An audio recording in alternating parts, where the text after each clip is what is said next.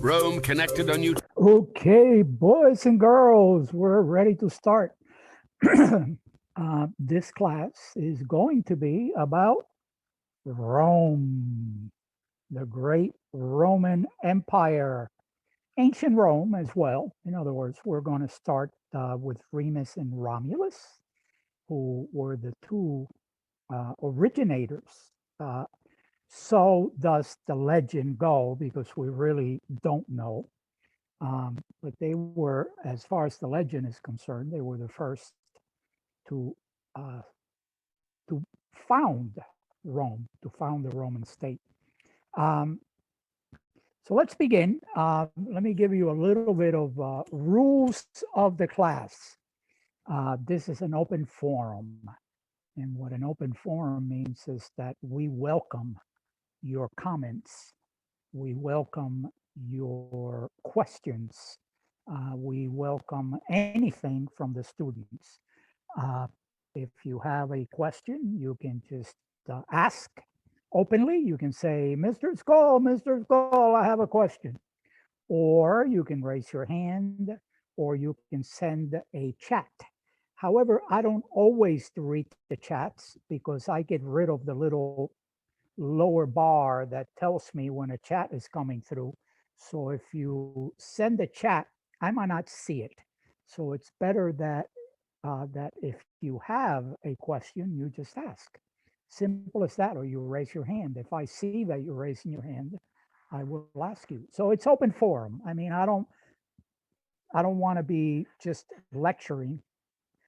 I want to be able to develop a dialogue between myself and you guys. So anything you want to know, because this is a really big subject, and it's really impossible to cover it, in a few classes, in a few 1 hour and 5 or 7 minute classes. Um, there are people who study Rome for a living. There are people that get PhD degrees in Rome. They got master's degrees in Rome. They travel to Rome constantly to dig through the many ancient parts of the city and to try to find out what really happened during this period of time. So naturally, I mean, in order to cover it in just a few weeks, that's impossible. However, what I want to do is I want to get you started. I want to get you started into the idea of what Rome is all about and the kind of impact that Rome had on the Western world, and to some degree on the Eastern world as well, because they did go way off into the East. The Byzantine Empire, which was right at the edge of Anatolia, Anatolia being what is today Turkey. Certainly, that was part of the Eastern uh, continent, of the continent that lies on the other side of Europe. So they had vast influence. They influenced the world tremendously. Most of their influence was on the Western world, on Europe and on Northern Africa. Uh, However, as I say, it's a huge subject. It's a huge subject that is literally pretty impossible to cover in a few short weeks. However, what we can do is we can get ourselves started. We can get ourselves understanding what Rome is all about. That way, when we read about it, when we read in a textbook about Rome and what happened in Rome, we're able to, kind of tell what the textbook is talking about. And that's the purpose of this class. Also, there's another purpose to this class, and that is to make you understand how history works. How history works today, with all the advances in history, it is we're pretty sure of what happened 100, 200, 300 years ago. But way back, 2,000, 3,000 years ago, most of the history was past from one generation to the other through oral history, people telling people what had happened before. In other words, a teacher being in a classroom, and back in those days, classrooms were oftentimes open classrooms. They were out in the field. There weren't any real schools. So the teacher would be out in some sort of classroom, open classroom, if that what needed to be, and would be telling the students of what happened before. There was no manuscripts, there were no books, no history books. They couldn't go into a computer, and go into the internet and research history. There were no computers. And when you have a situation where history is passed on orally, anything can happen.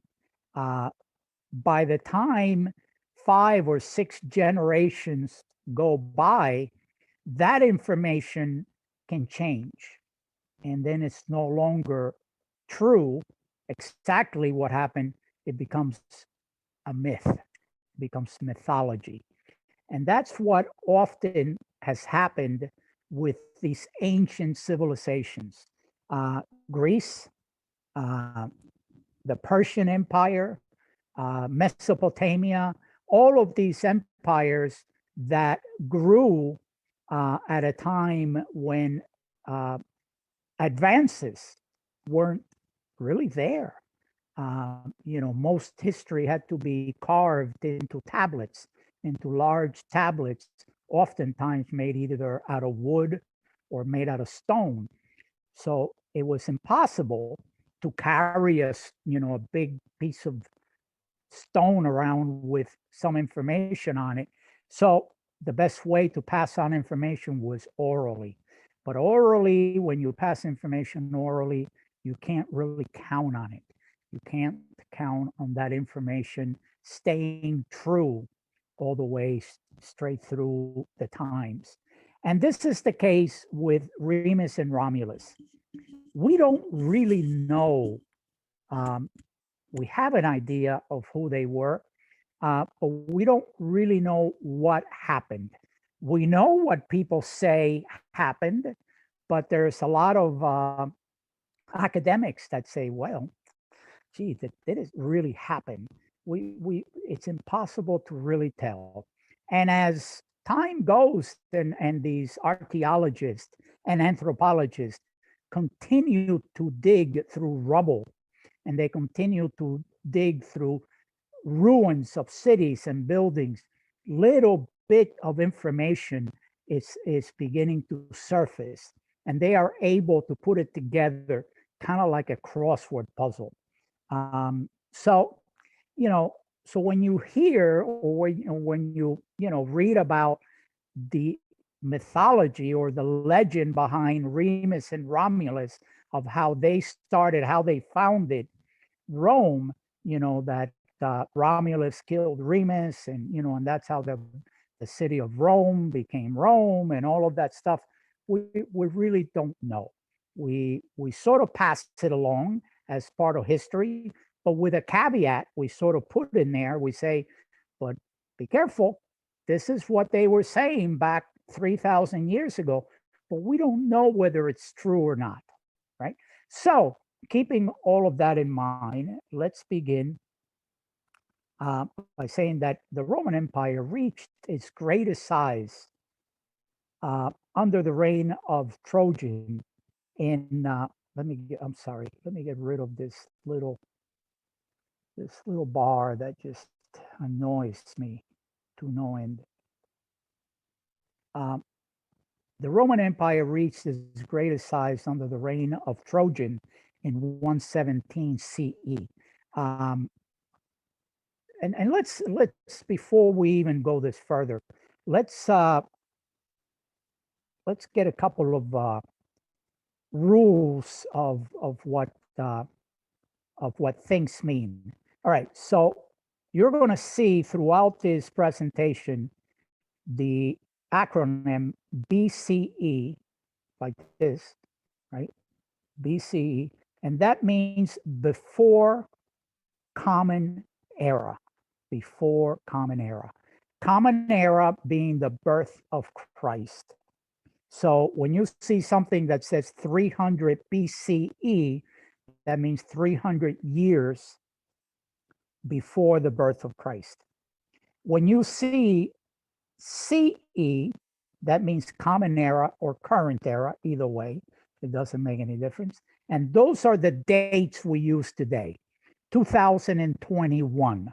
2021 is 2021 years after the birth of Christ.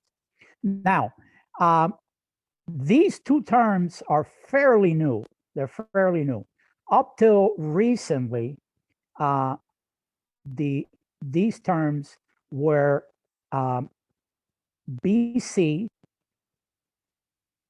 like this, BC, and AD, right? This was up till about 20 years ago. And then some anthropologists and some archaeologists, they changed it because they felt that this could be, a little bit insensitive to people that don't believe in Christ. But what BC means is before Christ, and what AD means is ante diem, which means after God or after Christ, right? So AD is the equivalent of CE, right, of current era, and BC is the equivalent of BCE, right, before Common Era, right?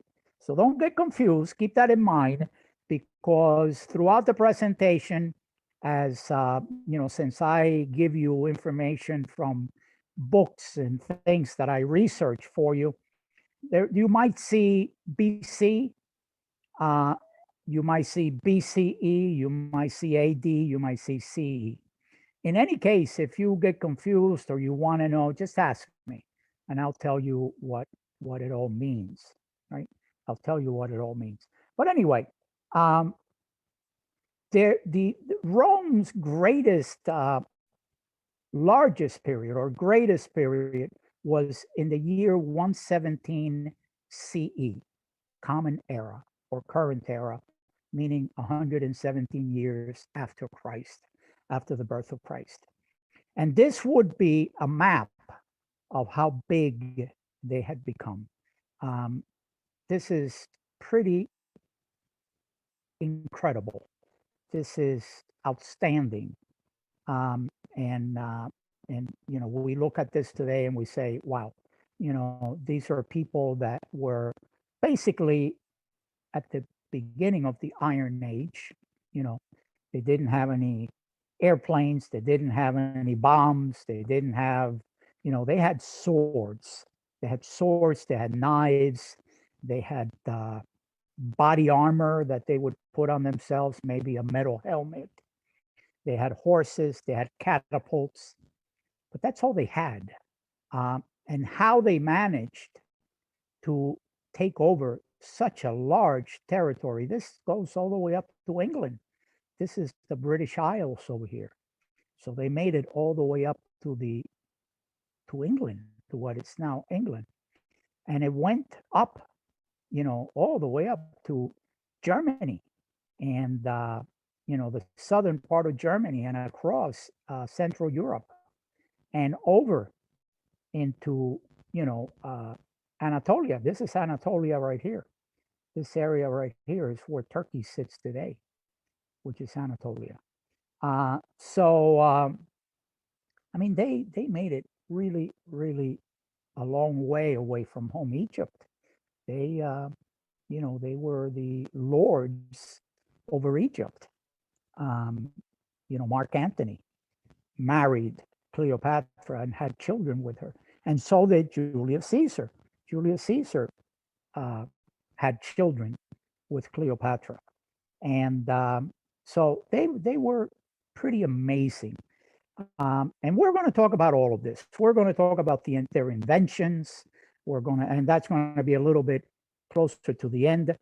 We're going to talk about all the stuff that they did, which this was a really amazing, amazing empire, amazing society, amazing nation. Uh, the legacy that they left us are things like aqueducts, which is a way of moving water around, sewer systems. They created sewer systems. They created military strategy, which today people that go to places like uh, to military schools um, learn about these military strategies. So they created military strategies. They really did.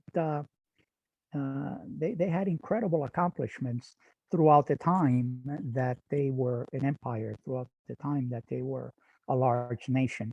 Um, After just to give you fast forward a little bit and give you a little bit of an idea, after Christianity began to take over, began to convert people in the West, um, all the way up to the time of Emperor Constantine.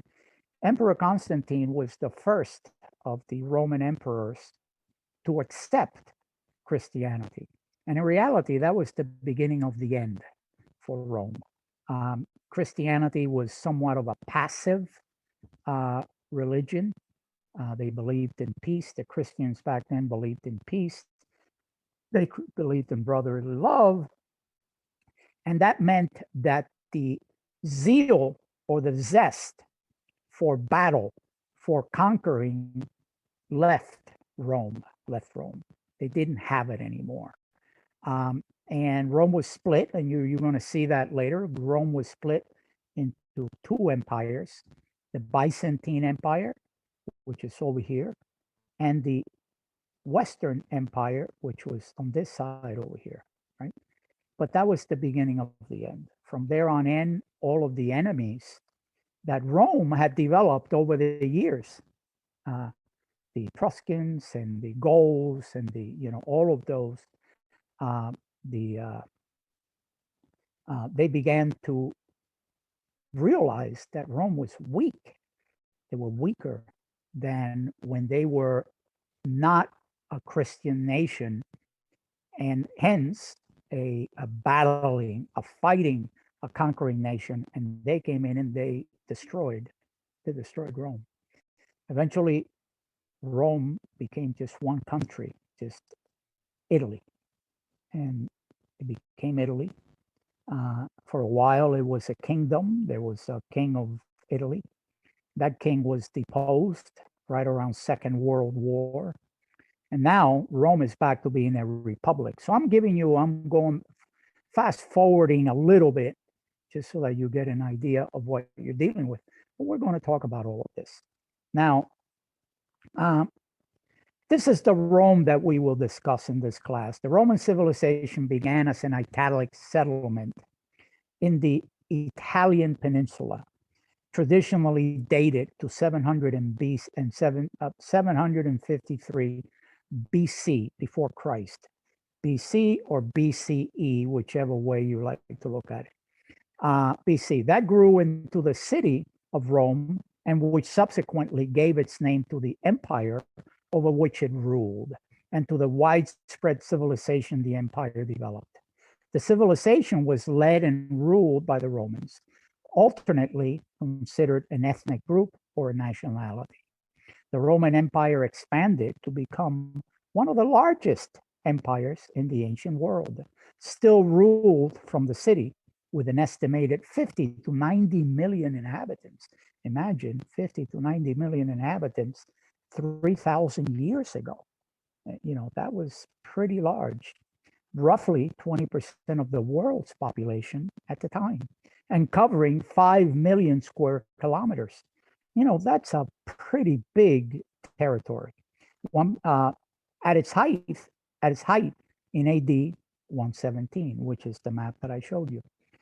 So what we're going to study in this particular class is ancient Rome, which is the Roman civilization from the founding of the Italian city of Rome in the 8th century BC to the collapse of the Western Roman Empire in the 5th century AD after Christ. We're going to also study the Roman Republic, which was about 509 BC to 27 BC. Um, we're going to study the Roman Empire, uh, which was somewhere between the 27th and the 476 AD or after Christ, and the fall of the Western Empire. We're going to look at all of that because in reality, prior to the fall of the Western Empire and even the fall of the Eastern Empire, which was the Byzantine Empire, Rome had three distinct eras, political eras, political eras. Kings, right? The Senate and the emperor, right? So the kings made it a kingdom, the Senate made it a republic, and the emperor made it an empire, if you can understand that. So, from a political perspective, it was Rome. It was Rome. There was no change in the people. There was no change in their attitude about, fighting other neighbors. There was no change in their attitude of conquering. It was only from a political perspective of who ruled Rome. So when kings are ruling a country, it's called a kingdom. When an emperor, rather a senate and a political system of senate, congress, things like that, is called the republic. And when an emperor rules a nation or a country, then it's called an empire. It's called an empire. Just as simple as that. Just remember that. Um, Rome must be considered one of the most successful imperial powers in history. Through centuries, Rome grew from a small town on the Tiber River in central Italy into a vast empire. It ultimately embraced England, all continental Europe, west of the Rhine, and south of the Danube, most of Asia, west of the Euphrates, northern Africa, and the islands of the Mediterranean. And you saw it in that map. They had an expansive territory. And that also contributed to their downfall because it is impossible for one country to hold on to territories in places that are far away, number one. Number two, that have different cultures. Number three, that have different languages. Number four, that have different habits and different ways of doing things. It's very difficult. And Rome found itself in that same situation. Uh, Here they were, all the way up in England, um, governing a land where people were different, totally different, markedly different from the Italians, from the Roman citizens, from the Roman emperor. They were doing the same thing in Israel, the Hebrew territory, where the Jews lived. These were people that had different religion, different ethnic background, different languages. Everything was different, and it's impossible to maintain a dictatorial hold over such a vast territory.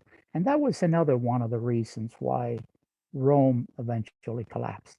Of course, also the internal strife, the battles internally. They had civil war after civil war after civil war. Pompey would fight Caesar. Um, you know, Augustus would fight Mark Antony, and so forth and so on. The overthrow of the last king. So all of this, the combination between the internal strife and the external strife, and the fact that they were trying to hold on to a territory that was too far away from their base with different cultures and different languages and things like that. When you put all of that together, and also, of course, once Rome, once Emperor Constantine accepted Christianity, then that was it. That was the end.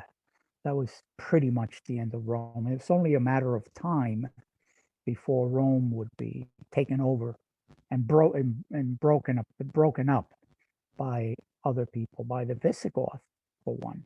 The Visigoths were a group that inhabited the lands just north of Italy, north on the other side of the Pyrenees and on the other side of the Alps. And the moment they realized that Rome was weaker than what it was, they came in and they invaded and they did a lot of damage to Rome. Eventually, to the point where Rome just totally broke up. Um, Unlike the Greeks, who excelled in intellectual and artistic endeavors, the Romans achieved greatness in their military, political, and social institutions. Roman society during the Republic was governed by a strong military ethos. While this helps to explain the incessant warfare, it does not account for Rome's success as an imperial power. And here, this is a very important uh, part of the lesson and something that you need to understand. And that is that the Greeks influenced the world from an intellectual um, perspective. And I'm sorry for my bad handwriting, but I'm writing where, um, in, sorry, intellectual perspective. I'm writing with my mouse, so naturally it doesn't come out that way. The Greeks gave us critical thinking, gave us philosophy, gave us the analysis of creativity, the analysis of logic, gave us logic. So it gave us ways to think and to learn and to improve our minds and how to improve society. The Romans gave us governance, how to govern, right? How to govern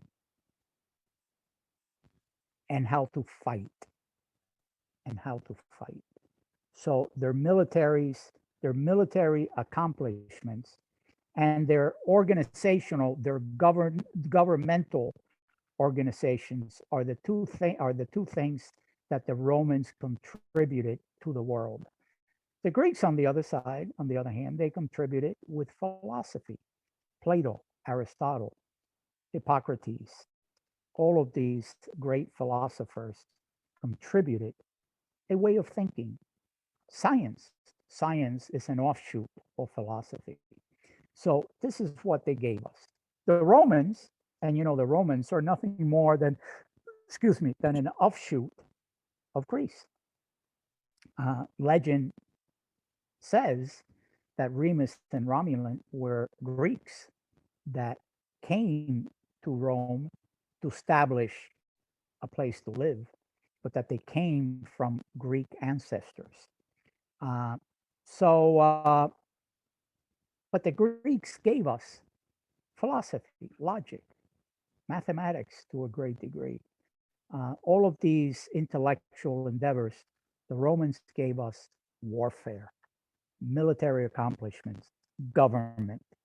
They had a process or a structure for government that we use today.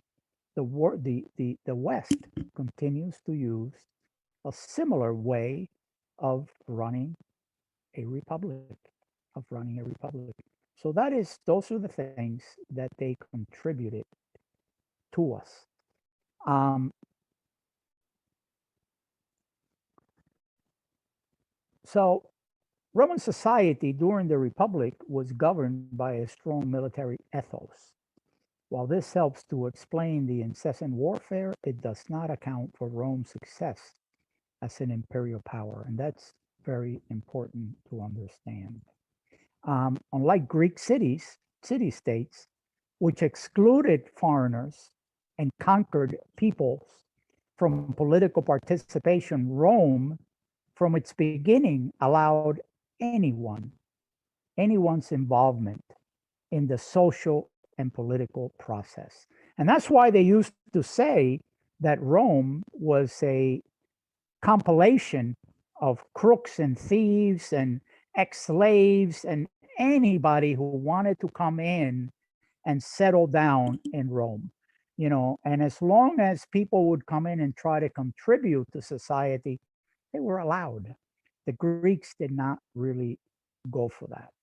The Greeks were a little bit more exclusive. They were a little bit more exclusive. Allies and subjects who adopted Roman ways were eventually granted Roman citizenship. There was no way for an outsider to gain citizen in Greece, in the Greek islands, because all of the Greek city-states, they were independent nations with a common language and a common culture, but they sort of ran each other independently, one of the other, one of the other. But they were much more exclusive. If you were not Greek, they they weren't going to allow you to come in and get citizenship. They weren't allow you to come in and create a life for yourself. You could only work, and then eventually you had to leave. Um, During the Principate, the seats in the Senate and even the imperial throne were occupied by persons from the Mediterranean realm outside Italy. So there were many people from other parts of the world that were able to come in and be part of the government. Be part of. Excuse me a second. My contact is giving me problems here. I'm gonna have to take it off.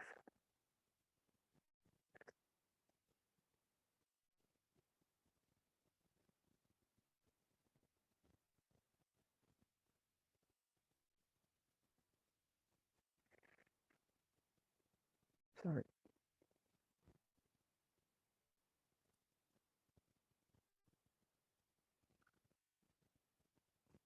Okay, so that was one of the major differences. And because of this openness, Rome grew at a much greater rate than Greece could ever grow. Rome grew at a much greater rate um, because when you have an open society uh, and people are judged on what you can do rather than where you come from, the best rise to the top, right? The best people rise to the top. So if you're good at making swords, you're going to be making swords and making money, and you're going to have a high place in society. If you're good at being a teacher, you're going to rise to the top of your profession. Now, on the other hand, in Greece, they weren't able to do that because if someone who could make really good swords tried to make swords in Greece, they wouldn't accept him. Not because he was a great sword maker, but because he wasn't Greek. And that in itself is very self defeating, right? That in itself is very, very self defeating. The lasting effects of Roman rule in Europe can be seen in the geographical distribution of the Romance languages, right? Italian, French, Spanish, Portuguese, and Romanian, all of which evolved from Latin, the language of the Romans. So we can see that. We can see how they spread out um, throughout Europe just by understanding the languages that derive from the original Latin, from the original Roman language. The Western alphabet of 26 letters and the calendar of 12 months and 365.25 days are only two simple examples of the cultural legacy which Rome was bequeathed, has bequeathed, bequeathed meaning given to the Western civilization. Um, Now, so that gives you an introduction. That just gives you an introduction of how influential Rome was. But I wanted to, in this presentation, I want you to understand, like I was telling you before, I want you to understand a very important aspect of history, a very important aspect of history. And that is the relationship between mythology and history, between mythology and history. And throughout the ancient world, we see mythology being used as a way to explain history, but because mythology is made up, is fiction, we never really know how much of it is fiction and how much of it is true, is actual, right? And that happened in Greece. It happened in Egypt. It happened all over the ancient world. People would create stories with gods and, Venus and Jupiter and Neptune, and they would create these gods and sons of gods and relatives of gods who did all of these accomplishments, but we don't really know. We know that these mythological figures didn't exist, like Achilles, for one, in the Greek uh, ancient history. Achilles was a mythological figure. He was supposed to be the son of Herodotus or something, God Herodotus. Um, so, but the things that they did uh, were being used back in those days as a way of teaching history. But the problem is that today, when we see all of these mythological stories, we don't know where truth begins and the myth and the legends begin or take over. We really don't know. And this is something that if there's something that you get out of today's lesson, is that the ancient world created myths, mythology, in order to explain history. But that mythology is most likely not true. It is just most not likely not true. And most anthropologists and most archaeologists will tell you that. They will tell you that. Uh, so, mythology and the history of ancient Rome, what is the function of mythology? It is a mode of communication developing simultaneously alongside ordinary language in our prehistoric ancestors. One of its distinctive features is that it doesn't necessarily refer back to an objective reality. What is an objective reality? A true reality, the truth, the objective truth. It doesn't mean that it's objective truth, right? It doesn't mean it. It may refer to an internal abstract, conceptual or emotional, maybe, emotions, invisible reality. In as far as it tries to describe that which can't be known or named in an ordinary way, the mystical experiences of God or gods, it's a language of symbols, of metaphors, a language of correspondence rather than reality, rather than reference. And what does that mean? That means that people created gods as a way to explain society, as a way to explain history, as a way to give them a frame of reference of who they were. However, that mythology, those myths, those legends, we know they're not true. We know they're not true. Why do we study them? Well, we study them because we need to understand the people. We need to understand the people of Rome. We need to understand the people of Greece. We need to understand the people of Egypt. We need to understand the Ottoman Empire, for that matter. Uh, so keep that in mind. Always remember that. Always remember that when you hear these myths and these stories that people created with these gods, remember that it's only a way for the people of those times to be able to pass some information on to the children, to the students, to try to explain how things work. In other words, Remus and Romulus, were they real? Probably at least Romulus, because Rome was named after him. Did he have a twin brother? There's no proof that he had a twin brother. Certainly, the story that a she wolf nursed him, that is totally myth. That's total mythology because she-wolf, they're not going to nurture a couple of twins that are 6 months old. Uh, you know, but most likely the she-wolf had a symbol, represented a symbol, represented tough, represented hunters, represented, had some representative, represented something to the people of those days that they decided to create this mythological she-wolf that nurtured or that nursed the two twins, because, oh, yeah, well, Remus and Romulus, they were nurtured, they were nursed by a she wolf. They are tough. They're tough. They're the kind of people that we need as our leaders.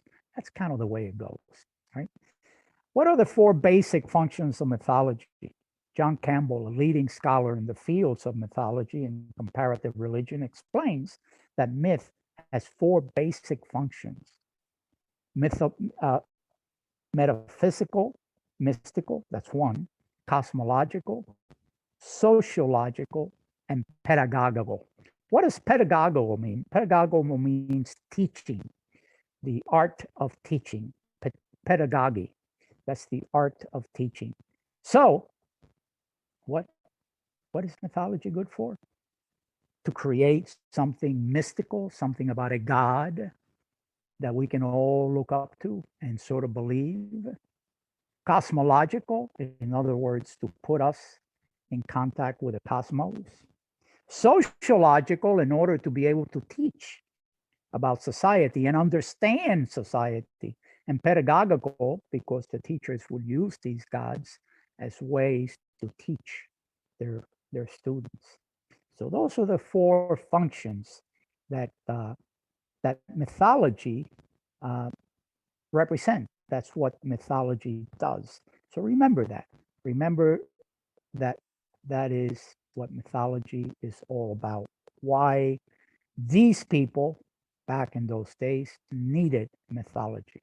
That's why they needed to create these superhuman gods and lesser gods and lower gods and higher gods and all of that stuff and all of these different, Helen of Troy being stolen, by this and that and the other, and Achilles coming out and, you know, and all of that. It's only a way to explain society, explain their place in the cosmos, explain, give them a sense of a religion or a belief. So that's what it's all about. Uh, Sometimes mythology has a little truth in it, though. Keep that in mind. And that's why anthropologists and archaeologists keep an open mind. They keep an open mind about this. And a case in point is the Amazon women of Greek mythology.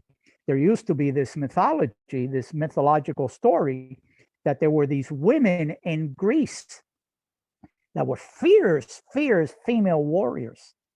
And they would shoot an arrow and they would fight alongside of men. But anthropologists and archaeologists would say, yeah, I don't know. I don't know that that's really true. And we don't know that that's really true because no woman back in those days had that much political power, that much power. Uh, Women were the place for women was at home, raising children, cooking, doing that type of stuff. No woman would be allowed, or no group of women would be allowed to do that. However, let me read this to you. Where the Amazons of ancient Greek mythology, fierce female warriors, said to have roamed the vast area around the Black Sea known as Scythia. Real? Was it real?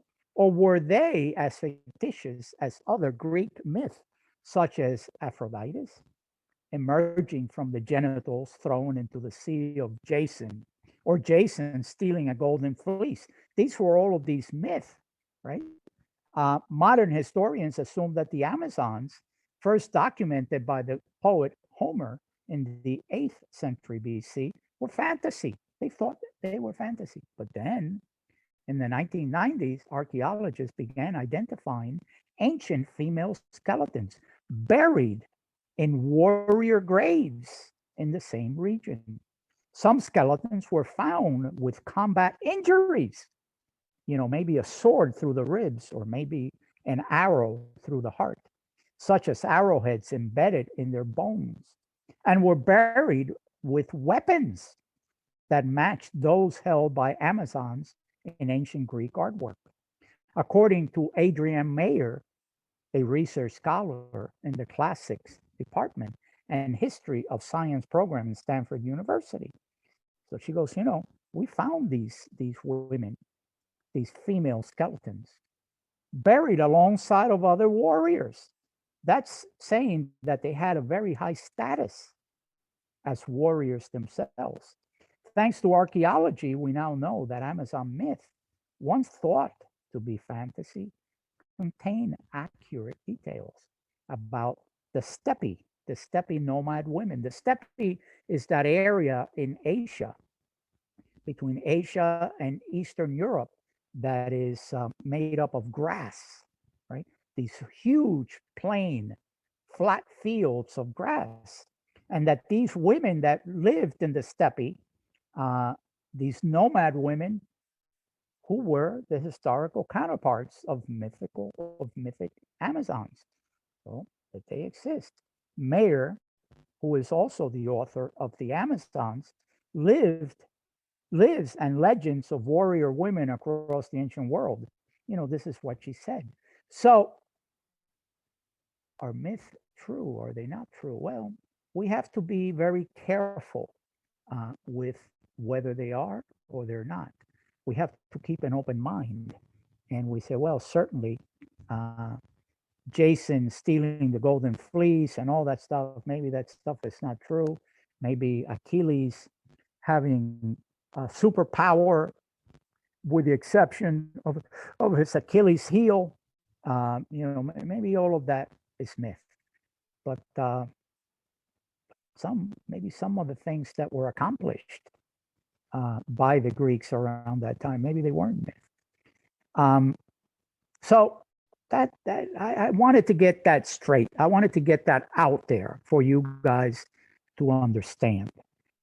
Any questions, any comments? I like to stop for just a couple of seconds and ask you that because again, like I told you, I want this class to be as interactive as possible. Don't worry about asking questions. I love questions. That means that you're paying attention. That means that you're really trying hard to learn something. So far, does everything make sense to you? Do you have any comments or any questions that you would like to ask of me? If not, we will continue. Um, so let's go back to the very beginning. Let's go back to the beginning of ancient Rome. Let's go back to the beginning of ancient Rome. Um, and here again, here's the founding myth. This is the myth of how Rome was founded. So some of it could be true. Some of it is probably outrageous and it's not true. Uh, but founding of Rome, according to the founding myth of Rome, the city was founded on April 21st, 753 BC, before Christ, on the banks of the river Tiber in central Italy, by the twin brothers Romulus and Remus, who descended from the Trojan prince Aeneas, and who were grandsons of the Latin king Numitor of Alba Longa. That's the legend.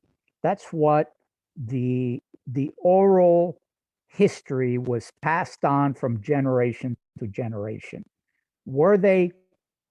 We take it with a grain of salt. King Numitor was deposed by his brother Amulus, while Numitor's daughter Rhea Silva gave birth to the twins. And that's where they say they came from, Rhea Silva. Since Rhea Silva had been raped and impregnated by Mars, you see what I mean? Here again here is a Mars, the god of Mars, right? The god of Mars. the Roman god of war, the twins were considered half divine. Well, so what do you think? Were they half divine? Certainly not. Were they conceived by the god of war, Mars? Certainly not. Did they come from some prince in Greece, in the Greek Empire, or in the Greek, from the Greek Empire? Maybe they did. Maybe they did. But we don't really have any proof of this. This is the founding myth. Remember the founding myth. The new king, Amulus, feared Romulus and Remus would take back the throne, so he ordered them to be drowned. As she wolf or a shepherd's wife, in some accounts, saved and raised them, and when they were old enough, they returned the throne of Alba Longa to Numitor. So here they were cast out of the kingdom, hoping that they would die out in the wilderness. However, this she wolf gave them milk and raised them as wolf people, right? Wolf people. Uh, is it true? Is it not true? Okay, this is one of the myths. The twins then founded the city, their own city, but Romulus killed Remus in a quarrel over the location of the Roman kingdom. Though some sources state the quarrel was about who was going to rule or give his name to the city. Romulus became the source of the city's name. In order to attract people to the city, Rome became a sanctuary for the indigent people that came from everywhere, people that were poor, people that were ex-slaves, exiled and unwanted. This caused a problem in that Rome came to have a large male population, but was bereft of women. They had no women. Again, remember, this is the myth. Romulus visited neighboring towns and tribes and attempted to secure marriage rights. In other words, they went around trying to get women to come back with them to Rome so that the Roman men, the large percentage of Roman men who did not have wives, could marry and have children. But as Rome was so full of undesirables, he was refused. Legend says that the Latins invited the Sabines to a festival and stole their unmarried maidens, leading to the integration of the Latins with the Sabines. So that's what they say happened, right? That the Romans came over, sneaked over there, and they stole women from the Sabines. And that, of course, created a war, but that's another story. Another legend recorded, and again, remember, it's several legends. Another legend recorded by Greek historian Dionysius of Halicarnassus says that Prince Aeneas led a group of Trojans on a sea voyage to found a new Troy, since the original was destroyed at the end of the Trojan War. After a long time in rough seas, they landed on the banks of the Tiber River. Not long after they landed, the men wanted to take to the seas again, but the women who were traveling with them did not want to leave. One woman named Rome, in other words, right? Rome, suggested that the women burn the ships out at sea to prevent the rest of the men from leaving because they wanted to settle in that particular area. At first, the men were angry with Roma, but they soon realized that they were in the ideal place to settle. They named the settlement after the woman who torched their ships. That's legend number 2. Which one would you like to believe? Now, the Roman poet Virgil recounted this legend in his classical epic poem, the Aeneid, where the Trojan prince Aeneas is destined by the gods to found a new Troy. In the epic, the women also refused to go back to the sea, but they were not left on the Tiber. After reaching Italy, Aeneas, who wanted to marry Lavinia, was forced to wage war with her former suitor, Turnus. According to the poem, the Alban kings were descended from Aeneas, and thus Romulus, the founder of Rome, was his descendant. So now in this case here, there's only one brother, not a twin, just Romulus. So you see different stories, different people telling stories in different ways. Mythology worked into all of these stories. So the job of the anthropologist and the job of the archaeologist is to kind of make sense of all of this. How much of it was true? How much of it was just myth? Which mythology can be discarded as not true and kept as a mythology only? Which part of some other mythological story can be used? And that's the quandary that most archaeologists find their way in and most anthropologists find their way in. So Rome, Rome had a changing structure, right, over the years. Like I was telling you, it started out as a kingdom. It became a republic once the last king was overthrown, and a senate was put in place, and a top senator ran the government for 1 year only. But the Senate was the one that really ultimately made the final decision.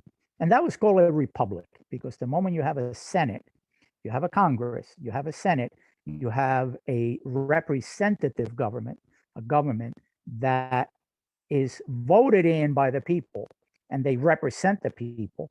The moment you have that, you have a republic.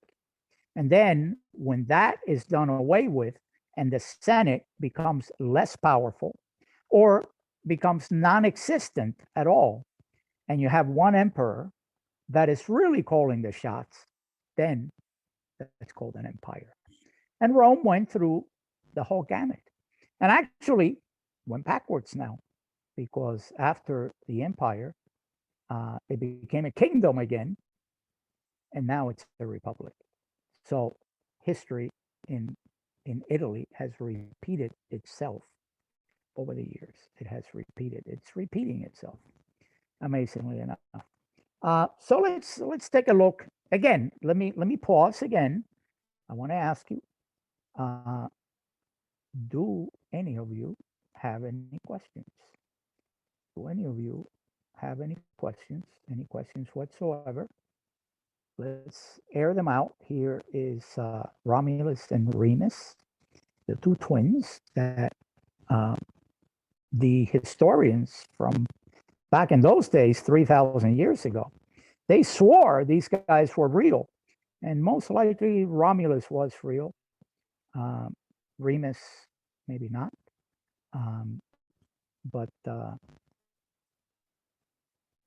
if you have any questions, why don't you yell them out now, and let's get it. Let's try to answer whatever questions you have. If you don't, then I will continue. Okay, so let's look at the Roman kingdom. So again, let's back up over here, right here. This period of time, right here. Let's look at this period of time, which is I don't know about 300 and some odd years. In the grand scheme of things, doesn't seem that long, since you look at Rome, how you know, for how long a period of time they were around. 300 years seems like nothing, but nonetheless, that's the period of time that we're going to look at. The Roman kingdom, also referred to as the Roman monarchy. Monarchy means a regal system, a system of a king. Or the regal period of ancient Rome was the earliest period of Roman history when the city and its territories were ruled by kings. Little is certain about the kingdom's history, as no records and few inscriptions from the time of the king survived. And this is what I keep on telling you. And this is where mythology comes in. Mythology comes in to fill in these gaps, right? Mythology comes in to fill in these gaps. And the accounts of this period written during the Republic and the Empire are thought to be based on oral tradition anyway. So even when we read about the history as told by the people in, the Roman Republic or whatever, we know that they're stories of stories of stories of stories. So we really can't rely on what they say all that much. Um, According to these legends, the Roman kingdom began with the city's founding in 753, with settlements around the Palatine Hill along the river Tiber in central Italy, and ended with the overthrow of the kings and the establishment of the Republic in 509 BC, before Christ. Before Christ. Uh, the kings, including Romulus, who, according to legend, held office by virtue of being the city's founder, were all elected by the people of Rome to serve for life, with none of the kings relying on military force to gain or keep the throne. They were elected, they were put there. No one forced it upon them. No one forced his way into, being a king or being a monarch. The people elected them. And this is the amazing part about Rome. Rome, even when they had a dictator, they had a system of voting. They had a system of the Senate and the emperor trying to do the will of the people, which is amazing. This system, this is why we say that Rome has such incredible influence on the West, such incredible influence on England and Germany and, and all of that because of this. Um, the insignia of the kings of Rome were 12 lictors wielding the fasces bearing axes, the right to sit upon the curule chair, the purple toga picta, red shoes, and a white diadem around the head. These were all the insignias that the king would wear in order to show his authority. It's kind of like the British queen that wears a crown and maybe wears a robe with some jewelry. Well, this is what, and when you get this PowerPoint presentation, you're going to get it in a PDF, but all of the links survive. So you can hit one of these links and look at, what each one of these words means. So feel free to do that. Uh, but this is what a king wore that made him, you know, be the king, I guess. Um, Now, the city of Rome grew from settlements around a ford. A ford is a piece of, how can I say it? It's kind of like a piece of sand and open space next to a river or a lake. Settlements around a ford on the river Tiber. And I'm showing you a little map over here. This is the river Tiber, which kind of meanders through Rome today.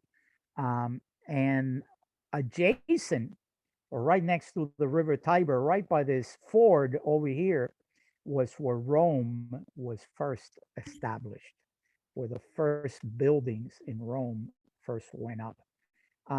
And a lot of archaeologists say, why there? Well, probably because of this ford, because of this open area near a river that allowed for ships to come in and disembark. It allowed ships to come in and disembark. And back in those days, ships were a very important form of transportation.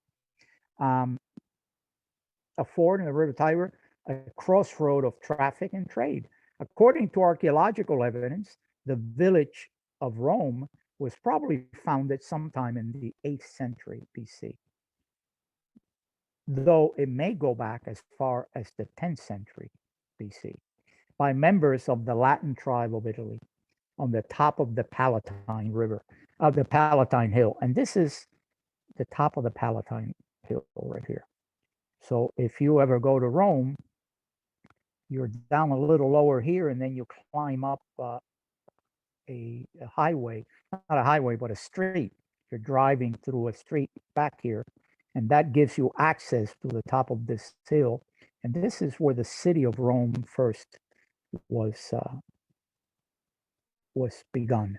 Um, Remember that this area here, what Rome is today, has been built on 7 hills. Uh, it's built on 7 hills. The Etruscans, who had previously settled to the north in Etruria, seem to have established political control in the region by the late 7th century BC, forming an aristocratic and monarchical, in other words, monarchs, kings, elite. The Etruscans apparently lost power by the late 6th century BC, and at this point, the original Latin and Sabine tribes reinvented their government by creating a republic, with much greater restraints on the ability of the rules to exercise power. They wanted to diffuse that power and give it to a lot of senators. They wanted the senators to be able to make decisions based on consensus. Roman tradition and archaeological evidence point to a complex within the Forum Romanum as the seat of power for the king and the beginning of the religious center there as well.